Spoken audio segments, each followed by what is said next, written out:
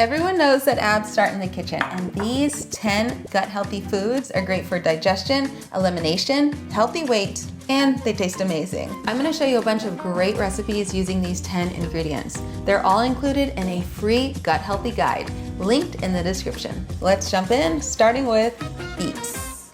Beets are so versatile. You can add shredded or steamed beets to salads, or you can get a little bit more creative in the kitchen and make my beet black bean dip.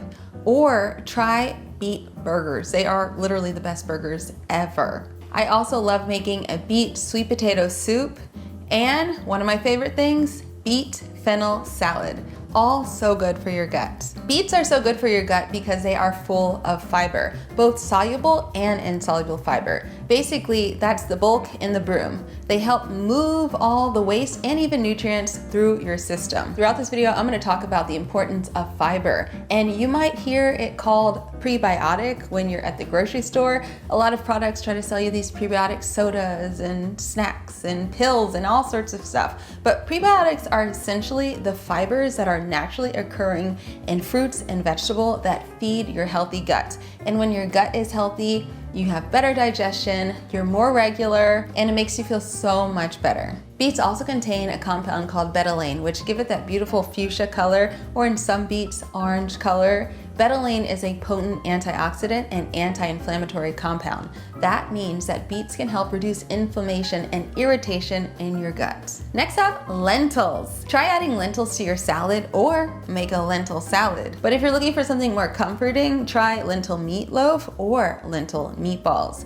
And when I'm in a hurry, one of my favorite things to make for dinner are my 10-minute lentil tacos. Lentils and other legumes like beans are so rich in fiber, making them great for gut health. I chose lentils in particular because people tend to have an easier time digesting them, especially compared to beans if you're not used to beans. Also, lentils are so easy to cook. They take 30 minutes to cook and they do not require soaking overnight. Gut health really does start with the fiber. Fiber is an indigestible carbohydrate that your body actually cannot really break down. It's the healthy gut bacteria that does it for you. So it's their food. And when you have healthy gut bacteria and you're eating plenty of fiber, you're gonna have better digestion, you're gonna have better elimination, you're gonna be regular, you're gonna have fewer cravings. Do you ever wonder why you eat a whole big bag of chips and you still feel hungry at the end? That's because you didn't eat enough fiber. Fiber is actually nature's natural Ozempic. It sends a signal to your brain that you've had plenty of food, that you're no longer hungry, and that you can stop eating. Your appetite works with you, not against you. But wait, it's equally as important what you don't eat when you're trying to support a healthy gut. So stay away from bad food, junk food, highly processed foods, and try to crowd out those foods with these healthy foods. Next, one of my favorite things, sauerkraut and kimchi. Add so much flavor to your meals. You can start by adding these ingredients to your Buddha bowls or even salads. Really, you can add sauerkraut, kimchi, or any lacto-fermented vegetable to any dish you're eating. It adds a nice tang and a great texture, and in the case of kimchi, a little bit of heat. Fermented vegetables are rich in probiotics. Now, probiotics are the actual good bacteria that colonize your gut, and they help to get rid of the bad bacteria that is responsible for cravings and poor digestion and all sorts of health issues. Other probiotic-rich foods are vegan yogurt, kombucha, and even kefir. Try to eat some probiotics every day. Speaking of fermented foods, you gotta try fermented soy. This is tempeh and this is miso, and they're both delicious and full of probiotics. Tempeh, which is fermented soybean cake, is super versatile. I recommend you trying my tempeh tacos and also my maple mustard tempeh bowl. That recipe also has sauerkraut in it. It is the bomb. And if you already know my recipes, you know I use a lot of miso in like everything, even places you wouldn't expect it, like hummus. But miso is versatile and it gives a nice tangy, rich, umami, savory, and even subtly sweet flavor to loads of different dishes. Use miso in a tahini miso dressing that you can add to your salads and vegetables. miso collard green soup, sweet potato hummus, and I add it to all my vegan cheese sauces like my walnut parmesan and my vegan carbonara pasta. Y'all gotta try that one. Now let's talk about arugula, one of my favorite greens. You can use this in place of spinach or lettuce in any salad. It adds a nice spicy kick. Make an arugula salad with any dressing or try my arugula pesto. You can add arugula to salads, to bowls, to wraps, and even sandwiches. Use it anywhere you would spinach or lettuce. The bitter compounds in arugula are great for gut health. They help support healthy enzymes, which help to break down your food. Arugula tends to be a little easier for your digestion system compared to other cruciferous vegetables like broccoli and cauliflower, which do make some people gassy. But in my experience, arugula does not have that same effect. But all greens are fantastic for your gut health. Eat whichever are easiest for you to digest, the ones that you have the easiest access to, and really the ones that you think taste the best, honestly. All greens, all fiber-rich vegetables are great for your gut health. Greens are a fantastic source of insoluble fiber, which help to move everything through your digestive system. My grandmother calls that the roughage, but other people call it the broom. Kind of sweep it all out and keep you regular and everything, clean and working right. Oats, it's time for oats. Everybody knows from the commercials that oats are great for heart health, but they're also really great for your digestive health. And they're so versatile. I eat a bowl of oatmeal in the morning like 5 days a week. And honestly, this morning, I turned these oats into fluffy, delicious oat pancakes. If you're looking to spice up your oats, try my apple pie overnight oats. Or if you're craving a little bit more texture, try my steel cut oats that are made in the Instant Pot. Oats are great for your digestion because they are rich in soluble fiber, which are the bulk in your system that help move waste through your digestive tract. Oats are also easy to digest. They're naturally gluten-free and they're low FODMAP, meaning they don't have a lot of those sugars that cause bloating. Oh, this is heavy. Watermelon, one of my favorite fruits. I had to add this to the list. Whew. Because when you're adding a lot of fiber to your diet, it is so important to stay hydrated. And because watermelon is almost 100% water, I think it's like 93% water, it's a great fruit to add to your diet if you're trying to, move things out, to increase your fiber. It's so important to stay hydrated when you start eating more fiber. So let's talk about watermelon.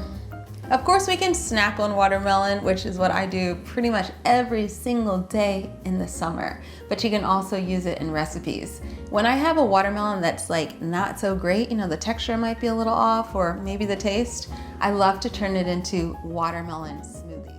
And for a different type of watermelon, try my watermelon peach salad. It is so good. It's a little savory because it has this basil vinaigrette and is topped with crunchy pumpkin seeds, which are also very good for your gut health. There is something to keep in mind with watermelon. Maybe you already know this, but watermelon can cause bloating. All fruits can cause bloating depending on the person and depending how much you eat. So I know for myself, I can go overboard, so it's important to eat watermelon when I'm okay with feeling like I ate a whole watermelon for like an hour or so. Watermelon digests really quickly, so I do recommend eating it alone, not with another cooked meal. Eating it with other fruit is wonderful, and eating it like an hour before you eat something else. Let that watermelon digest fully before eating something else.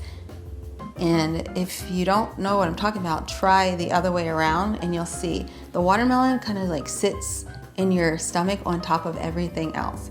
So separating it could be a good idea. I tell you, this is the only food combining rule that I actually follow.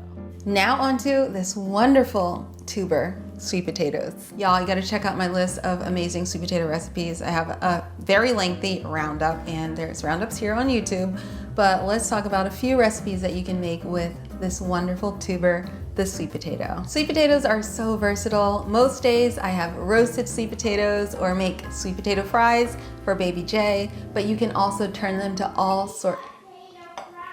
Yes, girl. Try my sweet potato pancakes, sweet potato soup, add sweet potatoes to salads, try my glazed sweet potatoes, and try my sweet potato noodles. They're so good. Sweet potatoes are great for your gut. Of course, they are rich in fiber, like everything we've been talking about, but they're also a very, very good anti-inflammatory food. Inflammation is at the root of all disease, so eating lots of foods that reduce inflammation is just a good idea.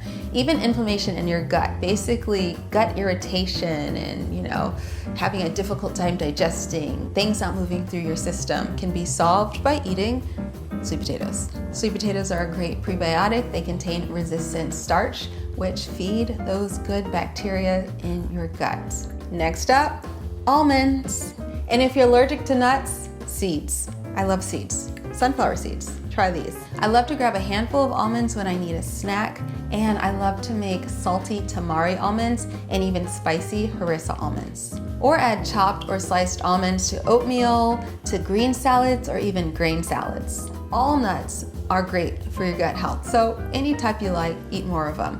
And if you're allergic to nuts, seeds are the perfect replacement. They're equally as healthy and versatile. Try pumpkin seed crackers and sunflower seed Caesar salad dressing. When eaten in moderation, nuts are great for gut health, but moderation. About a quarter cup a day is perfect. More for some people, less for others. It's all up to your body and what your body needs. But too many nuts can be really difficult for your body to digest.